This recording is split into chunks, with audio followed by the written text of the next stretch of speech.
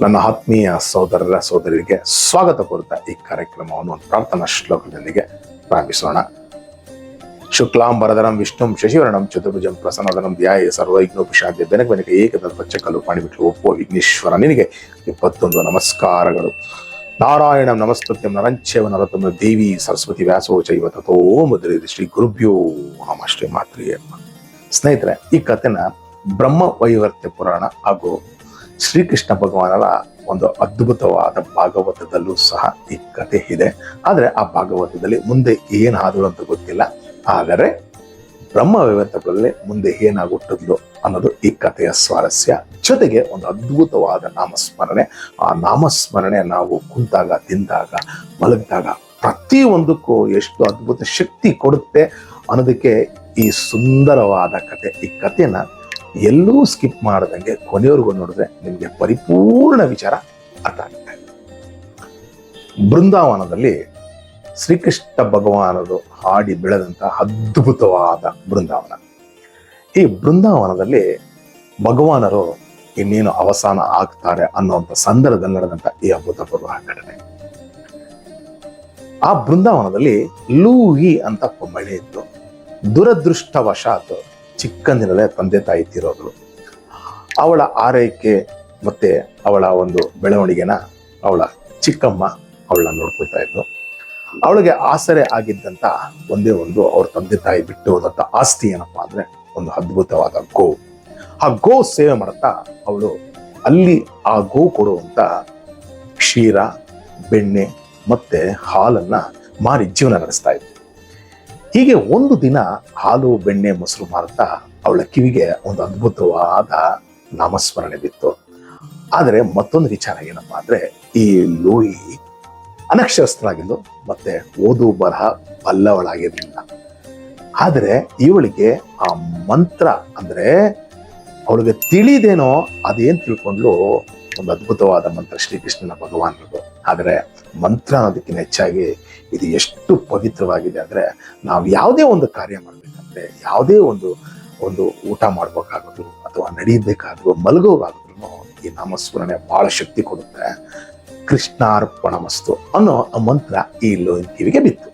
ಅವಳೇನ್ ತಿಳ್ಕೊಂಡು ಇದು ಭಗವಂತನ ನಾಮಸ್ಮರಣೆ ಇರಬೇಕು ಅಂತೇಳಿ ಅದನ್ನ ಅಭ್ಯಾಸ ಮಾಡ್ಕೊಂಡು ಕುಂತಾಗ, ತಿಂತಾಗ ಮತ್ತೆ ಮಲಗಿದಾಗ, ಜೊತೆಗೆ ಯಾವುದೇ ಒಂದು ಕೆಲಸ ಮಾಡಿ ಅದನ್ನ ಬಿಸಾಕ್ತಾರಲ್ಲ ಅವಾಗ್ಲೂ ಸಹ ಇವಳು ಕೃಷ್ಣಾರ್ಪಣಮಸ್ತು ಅಂತ ಇದ್ಲು. ಆದ್ರೆ ಇವಳೇನ್ ತಿಳ್ಕೊಂಡು ಇದು ಅದ್ಭುತ ಮಂತ್ರ ಇರ್ಬೋದು ಅಂತೇಳಿ ಪ್ರತಿಯೊಂದಕ್ಕೂ ಅದನ್ನ ಉಪಯೋಗಿಸ್ತಾ, ಪ್ರತಿ ಕ್ಷಣನೂ ಅದನ್ನ ಅಭ್ಯಾಸ ಮಾಡಿಕೊಂಡು ಪ್ರತಿದಿನ ಏನ್ ಮಾಡ್ತಾ ಇದ್ದು ನೋಡಿ, ಭಗವಂತ ಅತ್ಯಂತ ಶ್ರದ್ಧಾ ಭಕ್ತಿಯಿಂದ ಏನ್ ಕೊಟ್ಟು ಸ್ವೀಕರಿಸ್ತಾನೆ ಅನ್ನೋದು ಈ ಕಥೆ ಮೂಲಕ ನಿಮ್ಗೆ ಗೊತ್ತಾಗುತ್ತೆ. ಇಲ್ಲೋ ಈ ಬೆಳಿಗ್ಗೆನೆ ಗೋ ಸೇವೆ ಮಾಡಿ ಆ ಕಸ ಮೊಸರೆಲ್ಲ ತೆಗೆದು ಆ ಗೋನೆಲ್ಲ ಸಂಸ್ಕಾರ ಮಾಡಿ ಆ ಬರುವಂತ ಕಸನೆಲ್ಲ ತೆಗೆದು ಕೃಷ್ಣಾರ್ಪಣಮಸ್ತು ಅಂತ ಹಾಕಿದ್ಲು. ಅದು ಎಲ್ಲೋಯ್ತು, ಏನೋಯ್ತು ತಿಳ್ಕೊಬೇಕಾ? ಆ ಕಸ ಮತ್ತೆ ಆ ಒಂದು ಸಗಣಿ ಎಲ್ಲರನ್ನು ಶ್ರೀ ಕೃಷ್ಣಾರ್ಪಣಮಸ್ತು ಅಂತ ಆದಾಗ ಅದೇ ಊರಿನಲ್ಲಿ ಭಗವಂತನಾದ ಶ್ರೀಕೃಷ್ಣ ಭಗವಾನನ ದೇವಾಲಯದ ದೇವಸ್ಥಾನದ ಒಳಗಡೆ ಪರಮಾತ್ಮನಾದ ಆ ಒಂದು ಭಗವಾನ್ ಶ್ರೀಕೃಷ್ಣರ ಮೇಲೆ ಬೀಳ್ತಾ ಇತ್ತು. ಆಶ್ಚರ್ಯ ಏನು! ಬೆಳಿಗ್ಗೆ ಬಂದು ಈ ಅರ್ಚಕ ಸ್ವಾಮಿ ಬಂದು ನೋಡ್ತಾರೆ, ಏನನ್ನ ಕೃಷ್ಣ ಭಗವಾನಿಗೆ ಇಷ್ಟೆಲ್ಲ ಕಸ ಮತ್ತೆ ಗೋಮಯ ಎಲ್ಲ ಬಿದ್ದಿದೆಯಲ್ಲ, ಯಾರು ಮಾಡಿದ್ರು ದೊಡ್ಡ ಮುಚ್ಚಿದಂಗೆ ಇದೆಯಲ್ಲ ಅಂದ್ಬಿಟ್ಟು ಒಂದು ನಾಡು ಎರಡು ಮತ್ತೆ ಯಥಾ ಪ್ರಕಾರ ಬೆಳಿಗ್ಗೆ ಆದ್ರೆ ಅದೇ ತರ ಕಸ ಮತ್ತೆ ಆ ಗೋಮಯ ಅಲ್ಲಿ ಬೀಳ್ತಾ ಇತ್ತು. ಇದನ್ನು ಅರಿತಂತ ಆ ಅರ್ಚಕ ಊರಿನ ಮುಖ್ಯಸ್ಥರು ಹೋಗಿ ವಿಚಾರ ತಿಳಿಸ್ದ, ಸ್ವಾಮಿ ಹಿಂಗೆ ಪ್ರತಿದಿನ ನಾನು ದೇವಸ್ಥಾನ ಶುದ್ಧ ಮಾಡಿ ಹೋದ್ಮೇಲೆ ಯಾರು ಬರ್ತಾರೋ ಗೊತ್ತಿಲ್ಲ, ಆದ್ರೆ ಬೆಳಿಗ್ಗೆ ನಾನು ಬಾಗಲ್ ತೆಗೆಯುವಷ್ಟರಲ್ಲಿ ಈ ಗೋಮಯ ಮತ್ತೆ ಕಸ ಎಲ್ಲ ಭಗವಂತನ ಮೇಲೆ ಬಿದ್ದಿರುತ್ತೆ ಅಂದಾಗ ಊರಿನ ಮುಖಂಡರೆಲ್ಲ ಆಲೋಚನೆ ಮಾಡಿದ್ರು, ಚಿಂತಾಗ್ರಸ್ತರು, ಇದು ಯಾರು ಮಾಡ್ತಾ ಇದ್ದಾರೆ, ಯಾರು ಬಂದು ಬಗಲ್ ತೆಗಿಯಕ್ಕಾಗಲ್ಲ, ಕಾವಲ್ಗಾರರಿದ್ದಾರೆ ಮತ್ತೆ ಅಕ್ಕಪಕ್ಕ ಜನ ಇದ್ದಾರೆ, ಆದ್ರೂ ಯಾಕೆ ಇದು ಸಾಧ್ಯ, ಯಾರು ಮಾಟ ಮಂತ್ರ ಮಾಡ್ತಾ ಇರ್ಬೇಕು ಅಂತ ಆಲೋಚನೆ ಮಾಡಿ ಅದಕ್ಕೆ ಉಪಾಯ ಕಂಡಿಡ್ಕೊಂಡ್ರು. ಯಾಕಂದ್ರೆ ಆಗಿನ ಕಾಲದಲ್ಲಿ ಪ್ರತಿಯೊಬ್ಬರಲ್ಲಿ ಗೋವುಳಿಯೋದು 1, 2, 100 ಗಟ್ಟಲೆ, 1000 ಗಟ್ಟಲೆ ಇರೋದು. ಹಾಗಾಗಿ ಪ್ರತಿಯೊಬ್ಬರಲ್ಲಿ ಅಲ್ಲೊಬ್ಬ ರಕ್ಷಣೆಗಂತ ಇಟ್ಕೊಂಡಿದ್ರಲ್ಲ, ಅವ್ರನ್ನ ಏನ್ ಮಾಡೋದು ನೇಮಿಸಿದ್ರು. ಬೆಳಿಗ್ಗೆ ಆ ಸಂದರ್ಭದಲ್ಲಿ ಯಾರು ಆ ಒಂದು ಗೋನ ಸ್ವಚ್ಛ ಮಾಡಿ ಆ ಬರುವಂತ ಕಸಾನ ಮತ್ತೆ ಆ ಗೋಮಯನ ಬಿಸಾಕ್ತಾರಲ್ಲ, ಆ ಸಂದರ್ಭದಲ್ಲಿ ಇಲ್ಲಿ ಬೀಳ್ತಲ್ಲ ಅದನ್ನ ಕಂಡುಹಿಡಿಬೇಕು ಅಂತೇಳಿ ಎಲ್ಲ ಅವರವರೇ ಮುಂಜಾಗ್ರತೆ ತಗೊಂಡು ಅದನ್ನ ಕಾಯ್ಕೊಂಡಿದ್ರು.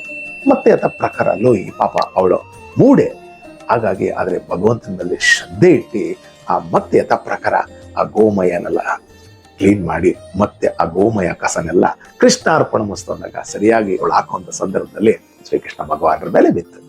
ಇದನ್ನು ನೋಡಿದಂಥ ಕಾವಲುಗಾರ ಹೋಗಿ ವಿಚಾರನ ಹುಟ್ಟಿಸ್ತಾ, ಸ್ವಾಮಿ ಲೋಯಿ ಇದನ್ನೆಲ್ಲ ಮಾಡ್ತಾ ಇದ್ದಾಳೆ, ಅವಳು ಮಾಟಗಾತಿ ಇರಬೇಕು, ಅವಳೆಲ್ಲಾಕೋ ಕಸ ಇಲ್ಲಿ ಬರುತ್ತೆ ಅಂದ್ರೆ ಇವಳು ಯಾರೋ ದೊಡ್ಡ ಮಾಟಗಾತಿನೇ ಇರಬೇಕು ಅಂತೇಳಿ ಊರಿನ ಜನರೆಲ್ಲ ಸಭೆ ಸೇರಿಸಿ ಆ ಲೋಯಿನ ಆ ಸಭೆ ಕರ್ಕೊಂಡು, ಲೋಯಿ ನೀನೇನೋ ಮಾಟ ಮಂತ್ರ ಮಾಡ್ತಿದ್ಯಾ, ನೀನು ಅಲ್ಲೂ ಮಾಡೋದಿಲ್ವಾ ಸ್ವಾಮಿ, ನಾನು ಅನಕ್ಷರಸ್ತೆ, ನನಗೆ ಏನೂ ತಿಳಿದಿಲ್ಲ, ನನ್ನ ಮಾಟ ಮಂತ್ರ ಏನೂ ಗೊತ್ತಿಲ್ಲ, ಯಾಕೆ ಸ್ವಾಮಿ ನನ್ನ ಮೇಲೆ ನಿಂದೆ ಹೊಲಿಸ್ತಾರ, ಇಲ್ಲ ನೀನು ಮಾಟಗಾತಿನೇ, ಯಾಕಂದ್ರೆ ನಿಮ್ಮ ಎಲ್ಲಾಕೋ ಕಸ ನನ್ನ ಸ್ವಾಮಿ ಮೇಲೆ ಬೀಳುತ್ತೆ ಅಂದ್ರೆ ಏನು ಅಂತೇಳಿ ಕೊನೆಗೆ ಇವರೆಲ್ಲ ಏನ್ ಮಾಡಿದ್ರು, ಅವ್ರಿಗೆ ಶಿಕ್ಷೆ ಕೊಡಬೇಕು ಅಂತ ಹೇಳ್ಬಿಟ್ಟು ಆಲೋಚನೆ ಮಾಡಿದಾಗ ಅಲ್ಲಿ ಮುಖ್ಯಸ್ಥರೆಲ್ಲ ನಾವು ಶಿಕ್ಷೆ ಕೊಡೋಕ್ಕಾಗಲ್ಲ, ಈ ಊರಿನ ಮುಖ್ಯಸ್ಥ ಏನ್ಬಿಟ್ರ ರಾಜನ ಹತ್ರ ಕರ್ಕೊಂಡು ಹೋಗ್ಬಿಡೋಣ, ಆ ರಾಜನೇ ಶಿಕ್ಷೆ ಕೊಡ್ಲಿ ಅಂತ ಎಲ್ಲರೂ ಕರ್ಕೊಂಡೋಗಿ ರಾಜನ ಮುಂದೆ ನಿಲ್ಲಿಸಿದ್ರು.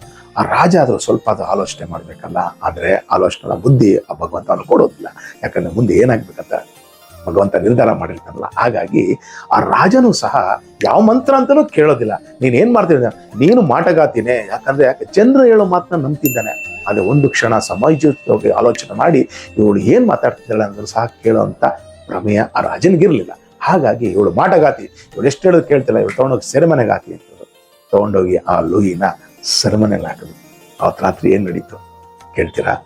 ಯಾವಾಗ ಈ ಲೂಯಿನ ತಗೊಂಡೋಗಿ ಸೆರೆಮನೆಗೆ ಹಾಕಿದ್ರು, ಆ ಕ್ಷಣ ಶ್ರೀಕೃಷ್ಣ ಭಗವಾನರ ಆ ದೇವಾಲಯದಲ್ಲಿದ್ದಂತ ಆ ವಿಗ್ರಹ ಯಾವಾಗಲೂ ಸೂರ್ಯಾಭಿಮುಖವಾಗಿದ್ದು ಅದು ಉಲ್ಟಾ ಆಗೋಯ್ತು, ಅಂದ್ರೆ ದಕ್ಷಿಣಾಭಿಮುಖವಾಗಿ ನಿಂತ್ಕೊಳ್ತು.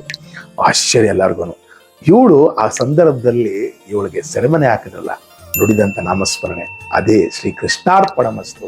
ಮತ್ತೆ ಇವಳು ಏನ್ ಮಾಡಿದ್ರು, ತಗೊಂಡೋಗಿ ಸೆರೆಮನೆ ಹಾಕಿದಾಗ ಅವಳು ಬರೀ ನೆಲದ ಮೇಲೆ ಶ್ರೀ ಕೃಷ್ಣಾರ್ಪಣ ಮಸ್ತು ಅನ್ನುವಾಗ ಆ ವಿಗ್ರಹನೂ ಸಹ ಅದೇ ರೀತಿ ಬಲ್ಕಕ್ಕೆ ಅಭ್ಯಾಸ ಮಾಡಿತು. ಮತ್ತೆ ಮಾರನೇ ದಿನ ಏನಾಯ್ತು, ಬಂದು ಬಾಗಿಲು ತೆಗಿತಾನೆ, ಶ್ರೀಕೃಷ್ಣ ಮಲಗಿದ್ದಾರೆ. ಇದೇನು ಆಶ್ಚರ್ಯ, ಮತ್ತೆ ಇವ್ರಿಗೆ ಏನು ಅರ್ಥ ಆಗ್ತಾ ಇಲ್ಲ, ಏನಿದು, ಅವಳನ್ನ ತಗೊಂಡೋಗಿ ಸೆರೆಮನೆಗೆ ಹಾಕಿದ್ದೀವಿ, ಅವಳು ತಪ್ಪು ಮಾಡಿದವಳು ಕಸ ಗುಡಿಸಿದಲ್ಲಿ ಬಿತ್ತಿದ್ದು ನೋಡಿ ಪರಮಾತ್ಮ ಮಲಗಿದ್ದಾನಲ್ಲ ಅಂತೇಳಿ ಆಶ್ಚರ್ಯಚಕಿತರಾಗಿ ಮತ್ತೆ ಪ್ರಕಾರ ಪೂಜೆ ಮಾಡಕ್ಕೆ ಮತ್ತೆ ರಾಜನಿಗೂ ಸಹ ವಿಚಾರ ತಿಳಿಸಿದ್ರು. ಅಷ್ಟೊತ್ತಿಗೆ ಏನಾಯ್ತು, ಸೆರೆಮನೆಗೆ ಹಾಕಿದ್ದಂತ ಆ ಲೂಯಿಗೆ ಅಚಾನಕ್ ಆಗಿ ಕಾಲ್ಗೆ ಒಂದು ಹೇಟ್ ಬಿದ್ದು ಗಾಯ ಬಂತು. ಆ ರಕ್ತ ಸುರಿಯೋಕೆ ಆವಾಗ ಅಲ್ಲೇ ಇದ್ದ ಕಾವಲುಗಾರ ನೋಡ್ತಿದ್ದ. ಆ ಕ್ಷಣ ಅವಳು ಕೃಷ್ಣಾರ್ಪಣ ಮಸ್ತು ಅಂತ ಕಾಯಲ್ಲಿ ಬಿದ್ದಂತ ಗಾಯ ಮತ್ತೆ ಚಿಮ್ಮುತ್ತಿದ್ದ ರಕ್ತ ಆ ಕ್ಷಣ ಹಾಗೆ ನಿಂತು ಹೋಗಿ ಮಾಯ ಆಗೋಯ್ತು. ಆದರೆ ಈ ದೇವಸ್ಥಾನದಲ್ಲಿದ್ದಂಥ ವಿಗ್ರಹಕ್ಕೆ ಪರಮಾತ್ಮನಾದ ಭಗವಾನ್ ಶ್ರೀಕೃಷ್ಣ ಭಗವಾನ್ ಕಾಲಿನ ಹೆಬ್ಬೆರಳಲ್ಲಿ ರಕ್ತ ಬರ್ತಾ ಇತ್ತು. ಎಲ್ಲರಿಗೂ ಆಶ್ಚರ್ಯ, ಏನಿದು ಹೀಗಾಗ್ತಾ ಇದೆ ಅಂತೇಳಿ ಆ ಸ್ವಾಮಿಗೆ ಅನೇಕ ಬಟ್ಟೆನ ಕಟ್ಟಿ ಉಪಚಾರ ಮಾಡಿದ್ರು, ರಕ್ತ ನಿಲ್ತಿಲ್ಲ. ಏನಿದು ಆಶ್ಚರ್ಯ ಅಂತೇಳಿ ರಾಜನಿಗೆ ವಿಚಾರ ತಿಳಿಸಿದ್ರು. ಅಷ್ಟೊತ್ತಿಗೆ ಅಲ್ಲಿ ನೋಡಿದ್ನಂತಲ್ಲ ಆ ಸೇವಕ, ಅವನು ಹೋಗಿ ರಾಜನಿಗೆ ವಿಚಾರ ಮುಟ್ಟಿಸ್ದ, ಸ್ವಾಮಿ ಲೋಯಿಗೆ ಈ ಥರ ಹೇಟ್ ಬಿದ್ದಾಗ ರಕ್ತ ಬಂದಂತ ಕ್ಷಣ ಇವಳು ಯಾವುದೋ ನಾಮಸ್ಮರಣೆ ಹೇಳಿದ್ರು, ಆ ನಾಮಸ್ಮರಣದ ರಕ್ತ ನಿಂತು ಹೋಯ್ತು ಅಂದಾಗ ಇವನು ರಾಜನಿಗೆ ಆಶ್ಚರ್ಯ ಆಗತ್ತೆ, ಇದೇನಿದು ಇವಳು ಮತ್ತೆ ಮಾತಾಡ್ತಾರಲ್ಲ, ಕರೆಸಿ ಅಂತ ಹೇಳಿ ಕರೆಸ್ತಾರೆ. ಕರೆಸಿದಾಗ ನೀನು ಅವಾಗ ಆ ರಾಜನ್ಗೆ ಜ್ಞಾನೋದಯ ಆಗುತ್ತೆ ಅನ್ನೋ ಕೇಳ್ತಾನೆ, ನೀನು ಏನು ನಾಮಸ್ಮರಣೆ ಮಾಡ್ತೀಯಾ, ಯಾವ ಮಂತ್ರ ಸ್ವಾಮಿ, ನನಗೇನು ತಿಳಿದಿಲ್ಲ, ನನಗೆ ತಿಳಿದಿರೋದು ಒಂದೇ ಶ್ರೀ ಕೃಷ್ಣಾರ್ಪಣ ಮಸ್ತು ಅಂತಾಳೆ ಅಷ್ಟೇ. ಆ ಕ್ಷಣ ಅಲ್ಲಿ ಶ್ರೀಕೃಷ್ಣ ಭಗವಾನರ ಕಾಲಿನಲ್ಲಿ ಬರುತ್ತಿದ್ದಂಥ ರಕ್ತ ಆ ಕ್ಷಣ ಅಲ್ಲೇ ನಿಂತು ಹೋಯ್ತು. ಅವಾಗ ಅನ್ಕೊಂಡ್ರು, ಅಮ್ಮ ನೀನ್ ಎಂಥ ಭಕ್ತೆ, ನಾವು ಇಷ್ಟು ವರ್ಷ ಆ ಸ್ವಾಮಿನ ಪ್ರತಿದಿನ ಅಭಿಷೇಕ ಪೂಜೆ ಇಷ್ಟೆಲ್ಲ ಮಾಡಿದ್ರು ನಮ್ಗೆ ಒಲಿದಿರೋನು, ನಿನ್ನ ಕೇವಲ ನಾಮಸ್ಮರಣೆಗೆ ಒಲಿದು ಬಿಟ್ನಲ್ಲ ಭಗವಂತ. ಅಮ್ಮ ನೀನೆಂಥ ಕರುಣಾಳ ಅಂತ ಎಲ್ಲರೂ ರಾಜನ ಸಮೇತ ಸಾಷ್ಟಾಂಗ ಬೀಳ್ತಾರೆ. ಅಲ್ಲಿಂದ ಅವಳನ್ನ ಬಿಡುಗಡೆ ಮಾಡಿ ಕೊನೆಗೆ ಆ ದೇವಾಲಯ ಕರ್ಕೊಂಡೋಗಿ ಅವಳನ್ನ ಅದರ ಮೇಲೂ ಉಸ್ತುವಾರಿ ಮತ್ತೆ ಸ್ವಾಮಿನ ಸೇವೆ ಮಾಡೋದಕ್ಕೆ ಅಲ್ಲೇ ಅವಳನ್ನ ನೇಮಿಸ್ತಾರೆ. ಪ್ರತಿದಿನ ಅಲ್ಲೋಗಿ ಆ ಸಿಕ್ಕಂತ ಅದ್ಭುತವಾದ ಅವಕಾಶವನ್ನು ಸ್ವಾಮಿ ಭಗವಾನ್ ಶ್ರೀಕೃಷ್ಣನ ಸೇವೆಯಲ್ಲೇ ಮಾಡುತ್ತಾ ಒಂದು ದಿನ ಅಲ್ಲೇ ಮರಣ ಹೊಂದಾಗ, ಅದು ಜನರ ಎದುರಲ್ಲೇ ಮರಣ ಹೊಂದಾಗ ಆ ಕ್ಷಣ ಅವಳ ಆತ್ಮದಿಂದ ಒಂದು ಜ್ಯೋತಿ ಹೋಗಿ ಶ್ರೀಕೃಷ್ಣ ಭಗವಾನರ ಆ ವಿಗ್ರಹದಲ್ಲಿ ಐಕ್ಯ ಆಯಿತು. ಮುಂದೆ ಏನಾದ್ರು ತಿಳ್ಕೊಬೇಕಾ, ಇವಳೆ ಮುಂದೆ ಭಕ್ತ ಮೀರಳಾಗಿ ಅದೇ ಶ್ರೀಕೃಷ್ಣ ಭಗವಾನರ ಅದ್ವಿತೀಯ ಭಕ್ತರಲ್ಲಿ ಒಬ್ಬಳಾಗಿ ಹುಟ್ಟು ಬಂದು ಇದೇ ಈ ಮೀರ. ಸ್ನೇಹಿತರೆ, ಈ ಒಂದು ನಾಮಸ್ಮರಣೆ ನಾವು ಸಹ ನಮ್ಮ ಜೀವನದಲ್ಲಿ ಅದು ಈ ಕಲಿಗಾಲದಲ್ಲಿ ಅಳವಡಿಸಿಕೊಂಡಿದ್ದೇ ಆದಲ್ಲಿ ನೋಡಿ, ಪ್ರತಿಯೊಬ್ಬರಿಗೂ ಈ ನಾಮಸ್ಮರಣೆ ಅಂದ ತಕ್ಷಣ ಒಂದು ವಿಭಿನ್ನ ರೀತಿ ಅನ್ಸುತ್ತಂದ್ರೆ, ಕೃಷ್ಣ ಭಗವಾನರದೇ ಹೇಳ್ಬೇಕಾ, ಶಿವಂದ್ ಯಾಕೆ ಹೇಳ್ಬಾರ್ದು, ಜಗನ್ಮಾತೆದ್ ಯಾಕೆ ಹೇಳ್ಬಾರ್ದು, ಯಾವುದಾದ್ರೂ ಹೇಳ್ಬೋದು. ಯಾಕಂದ್ರೆ ಏಕಮೈವ ದ್ವಿತೀಯ, ಒಬ್ಬನೇ ಬ್ರಹ್ಮ. ಅರ್ಥ ಮಾಡ್ಕೊಳ್ಳಿ, ಒಂದೇ ಭಗವಂತನಾದ್ರೂ ರೂಪಗಳು ಅನೇಕ, ಆದರೆ ಎಲ್ಲಾದ್ರಲ್ಲೂ ಒಂದೇ ಶಕ್ತಿ ಇದೆ. ಆ ಶಕ್ತಿ ನಮಗೆ ನಾವು ಹೇಗೆ ಆರಾಧಿಸ್ತೀವಿ ಆ ರೂಪದಲ್ಲಿ ನಮಗೆ ಕಾಣುತ್ತೆ. ಕೃಷ್ಣ ಭಗವಾನ್ ರೂಪ ತಿಳಿಸ್ಬೇಕಾ, ಕೃಷ್ಣಾರ್ಪಣ ಮಸ್ತು. ಶಿವ ಭಗವಾನಲ್ಲಿ ಅರ್ಪಿಸ್ಬೇಕಾ, ಶಿವಾರ್ಪಣ ಮಸ್ತು. ಆ ಈ ಜಗನ್ಮಾತೆ ಮಹಾಶಕ್ತಿ ಸ್ವರೂಪದಲ್ಲಿ ಬೇಕಾಸ್ಬೇಕಾ, ಶ್ರೀ ಮಾತ್ರೇ ನಮಃ. ಈ ನಾಮಸ್ಮರಣೆಗಳನ್ನ ನೀವು ಯಾವುದಾದ್ರೂ ಸಹಿ ಊಟ ಮಾಡುವಾಗ, ತಿನ್ನುವಾಗ, ಕೆಲಸದಲ್ಲಿ, ಮಲಗುವಾಗ ಇದನ್ನ ನೀವು ಅಭ್ಯಾಸ ಮಾಡಿಕೊಟ್ಟಿದ್ದೆ ಆದಲ್ಲಿ ಒಂದಂತೂ ಸತ್ಯ ಹೇಳ್ತೀನಿ ಕೇಳಿ, ಒಂದಲ್ಲ ಒಂದಿನ ಈ ಭೂಮಿ ಮೇಲೆ ಹುಟ್ಟಿದವರು ಮರಣ ಹೊಂದಲೇಬೇಕು. ಆದರೆ ಮರಣ ಹೊಂದುವಂತ ಸಂದರ್ಭದಲ್ಲಿ ಯಾರು ಈ ನಾಮಸ್ಮರಣೆಗಳ ಹೇಳಿ ಮರಣ ಹೊಂದ್ತಾರಲ್ಲ, ಯಾವ ಲೋಕ, ಮತ್ತೆ ಹೇಳ್ತೀನಿ ಕೇಳಿ, ಇದು ನಾನು ಹೇಳ್ತಿಲ್ಲ, ಸ್ವತಃ ಧರ್ಮಶಾಸ್ತ್ರದಲ್ಲಿ ಅನೇಕ ಕಥೆಗಳಲ್ಲಿ ನಾನು ಸ್ವಯಂ ಓದಿರೋದ್ರಿಂದ ನಿಮ್ಗೆ ಹೇಳ್ತಾ ಇದ್ದೀನಿ. ಇದು ನಾನು ಹೇಳ್ತಿಲ್ಲ, ಸಾಕ್ಷಾತ್ ವೇದವ್ಯಾಸರೇ ಸಹ ಹೇಳಿದ್ದಾರೆ. ಸಾಯುವಂತ ಸಂದರ್ಭದಲ್ಲಿ ಆ ನಾಮಸ್ಮರಣೆ ಬಂದಿದ್ದೇ ಆದಲ್ಲಿ ಮತ್ತೆ ನೀವು ಈ ಭೂಮಿ ಮೇಲೆ ಹುಟ್ಟುವಂತ ಅವಕಾಶ ನಿಮಗೆ ಖಂಡಿತ ಇರೋದಿಲ್ಲ. ಅಂದ್ರೆ ಆ ನಾಮಸ್ಮರಣೆ ಬರಬೇಕು ಅಂದ್ರೆ ಸುಲಭವಾಗಿ ಬರೋದಿಲ್ಲ. ಅದಕ್ಕೆ ಭಗವಾನ್ ಶ್ರೀಕೃಷ್ಣರು ಭಗವದ್ಗೀತೆಯಲ್ಲಿ ಹೇಳಿದ್ದಾರೆ, ಅರ್ಜುನನಿಗೆ ಅಭ್ಯಾಸನೇ ಕೌಂತೆಯ ಅಂತ. ಅಂದ್ರೆ ಯಾವುದೇ ಒಂದನ್ನ ನಾವು ಅಭ್ಯಾಸ ಮಾಡ್ಕೊಂಡಾಗ್ಲೇ ಅದು ನಮಗೆ ಬರೋದು. ಒಂದು ದಿನ ಹೇಳ್ಬಿಟ್ಟು ನಿಂತ್ಕೊಳ್ಳೋದಲ್ಲ, ಪ್ರತಿದಿನ ಪ್ರತಿ ಕ್ಷಣ ಅದು ಬರಬೇಕು ಅಂದ್ರೂ ಭಗವಾನ್ ಏನ್ ಹೇಳ್ತಾನೆ ಗೊತ್ತಾ, ಯಾವುದೋ ಜನ್ಮದಲ್ಲಿ ಕೇಳಿದ್ರೇನ ಆ ನಾಮಸ್ಮರಣೆ ಬರಬೇಕು. ಅಂದ್ರೆ ಭಗವಾನ್ ನಾಮಸ್ಮರಣೆ ಅಂದ್ರೆ ಅಷ್ಟು ಸುಲಭವಾಗಿ ಬರೋದಿಲ್ಲ. ಆದರೆ ಈ ಕಲಿಗಾಲಕ್ಕೆ ನೋಡಿ, ಕಾಲಕ್ರಮೇಣ ಅಂದ್ರೆ ಪ್ರತಿ ಯುಗದ ಧರ್ಮ ಬದಲಾಗುತ್ತೆ. ಆದರೆ ಈ ಕಲಿಯುಗದ ಧರ್ಮ ಏನ್ ಗೊತ್ತಾ, ಎರಡೇ, ಒಂದು ದಾನ ಮತ್ತೆ ನಾಮಸ್ಮರಣೆ ಮಾತ್ರನೇ ಮನುಷ್ಯ ಪವಿತ್ರನಾಗಬಲ್ಲ, ಮತ್ತೆ ತನ್ನನ್ನು ತಾನು ಉದ್ಧಾರ ಮಾಡ್ಕೊಳಲ್ಲ. ಅದಕ್ಕೆ ಉದ್ಧಾರನ ಆತ್ಮನ ಹೊಂದಿನ ಅಂತ ಹೇಳ್ತಾರೆ. ಅಂದ್ರೆ ನಮ್ಮನ್ನ ನಾವೇ ಉದ್ಧಾರ ಮಾಡ್ಕೊಬೇಕು ಅಂದ್ರೆ ನಾವೇ ಇದನ್ನ ಅಭ್ಯಾಸ ಮಾಡ್ಬೇಕು. ಆಗಿದ್ರೆ ಮಾತ್ರನೇ ಈ ನಾಮಸ್ಮರಣೆ ನಮ್ಮಲ್ಲಿ ಶಾಶ್ವತ ನಿಲ್ಲುತ್ತೆ. ಇಲ್ಲ ಅಂದ್ರೆ ಸ್ನೇಹಿತರೆ, ಅಷ್ಟು ಈಸಿಯಾಗಿ ಬರುವಂಥದ್ದಲ್ಲ.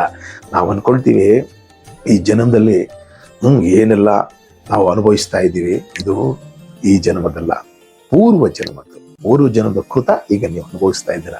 ಮುಂದೆ ಇದೇ ನಿಮ್ಗೆ ಇನ್ನೂ ಅದ್ಭುತವಾಗಬೇಕು ಅಂದ್ರೆ ಈಗಲಿಂದಾನೇ ಇವೆರಡು ಅಭ್ಯಾಸ ಮಾಡ್ಕೊಳ್ಳಿ.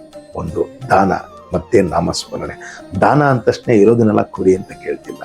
ನಿಮ್ಗೆ ಎಲ್ಲೋ ಕಣ್ಣು ಕಾಣಿದಾಗ ಯಾರೋ ಬಂದು ಕೇಳ್ತಾರೆ, ಅಮ್ಮ ಊಟ ಕೊಡಿ ಅಮ್ಮ ಅಂತ. ಅನೇಕ ಭಿಕ್ಷುಕರು ಬರ್ತಾರೆ, ನಾವು ಅವ್ರನ್ನ ಕೆಲವರು ನೋಡಿದಾಗ ಅಸಹಿಸ್ಕೋಬೇಡಿ. ಮತ್ತೆ ನಮ್ಮ ಕರ್ತವ್ಯ ಕೊಡುವಾಗ ಈ ಮಾತು ಹೇಳಿ, ಕೃಷ್ಣಾರ್ಪಣ ಮಸ್ತು ಇಲ್ಲ ಶಿವಾರ್ಪಣ ಮಸ್ತು ಹೇಳಿ ಕಳ್ಕೊಳ್ಳೋದು ಏನೂ ಇಲ್ಲ. ಆ ಒಂದು ನೀವು ಮಾಡೋಂಥ ದಾನ ನಿಮ್ಮನ್ನ ಈ ಜನ್ಮದಲ್ಲೇನ ಅನೇಕ ಬದಲಾವಣೆಗಳು ಸಹ ನಿಮ್ಮ ಜೀವನದಲ್ಲಿ ನೀವು ನೋಡ್ತೀರಾ. ಯಾಕಂದ್ರೆ ಇದು ಸ್ವಯಂ ನಾನು ಸಹ ಅನುಭವಿಸ್ತೇನೆ. ಹಾಗಾಗಿ ನಿಮಗೆ ಇದನ್ನ ಹೇಳುವಂತ ಸದವಕಾಶ ಈ ಕಥೆ ಮೂಲಕ ಸಿಕ್ಕಿದೆ. ಸ್ನೇಹಿತರೆ, ಇದೇ ರೀತಿ ಒಬ್ಬ ಪೂರ್ವದಲ್ಲಿ ನಿಮ್ಗೊಂದು ಕಥೆನೂ ಹೇಳಿದ್ದೆ. ಅಜಾಮಿಳ ತಿಳಿಯದೋ ತನ್ನ ಮಗನಿಗೆ ಇಟ್ಟಂತ ನಾರಾಯಣ ಅನ್ನೋ ಒಂದೇ ಒಂದು ನಾಮಸ್ಮರಣೆಯಿಂದ ಅವನು ಸಾಕ್ಷಾತ್ ಮುಂದೆ ಏನಾದ್ರು ಗೊತ್ತಾ, ಅವನೇ ತೊಂಡಮಾನ್ ರಾಜನ ಗೊತ್ತಾ. ಇವೆಲ್ಲ ಕತೆ ಅನಿಸ್ಬೋದು, ಆದರೆ ಇದು ಸ್ನೇಹಿತರೆ ವಾಸ್ತವನು ಸಹ. ಪ್ರಯತ್ನ ಮಾಡಿ ನೋಡಿ, ಖಂಡಿತ ಮನುಷ್ಯನಿಗೆ ಆಗದಿರೋದು ಯಾವುದೂ ಇಲ್ಲ. ಪ್ರಯತ್ನ ಮಾಡಿದ್ದಾದಲ್ಲಿ ಅದು ಪ್ರಯತ್ನದಲ್ಲಿ ಪ್ರಾಮಾಣಿಕತೆ ಇರಬೇಕು, ಎಲ್ಲ ದಿಕ್ಕಿನ ಹೆಚ್ಚಿಗೆ ಶ್ರದ್ಧೆ ಇರಬೇಕು, ಜೊತೆಗೆ ನಂಬಿಕೆ ಇದ್ದು ಮಾಡಿದ್ದೇ ಆದಲ್ಲಿ ನಿಮ್ಮ ಜೀವನದಲ್ಲಿ ಅನೇಕ ಅದ್ಭುತವಾದ ಬದಲಾವಣೆಗಳು ಸ್ವಯಂ ನೀವೇ ನೋಡ್ತೀರಾ ಅಂತ ಹೇಳ್ತಾ ಈ ಕತೆ ನಾನು ಇಲ್ಲೇ ಮುಗಿಸ್ತಾ ಇದ್ದೆ. ಸ್ನೇಹಿತರೆ, ಈ ಕತೆ ನಿಮ್ಗೆ ಇಷ್ಟ ಆದರೆ ದಯವಿಟ್ಟು ಎಲ್ಲ ಜನಕ್ಕೆ ಶೇರ್ ಮಾಡಿ ಅಂತ ಈ ಕತೆ ಮೂಲಕ ನಿಮ್ಮನ್ನ ಭಿನ್ನವಿಸ್ಕೊಳ್ತಾ, ಇದುವರೆಗೆ ಯಾರು ನನ್ನ ಚಾನಲ್ಗೆ ಸಬ್ಸ್ಕ್ರೈಬ್ ಆಗಿಲ್ಲ ದಯವಿಟ್ಟು ಸಬ್ಸ್ಕ್ರೈಬ್ ಆಗಿ ಅಂತ ಹೇಳ್ತಾ ನಿಮ್ಮ ಅಮೂಲ್ಯವಾದ ಸಮಯವನ್ನು ಕೊಟ್ಟಿದ್ದಕ್ಕೆ ತಮ್ಮೆಲ್ಲ ಧನ್ಯವಾದಗಳು ಹೇಳ್ತಾ ಮತ್ತೊಂದು ಕತೆಗೆ ನಿಮ್ಮನ್ನ ಮುಂದಿನ ವಾರ ಬಂದು ಕಾಣ್ತೀನಿ. ಅಲ್ಲಿವರೆಗೂ ತಮ್ಮೆಲ್ಲರಿಗೂ ಧನ್ಯವಾದಗಳು.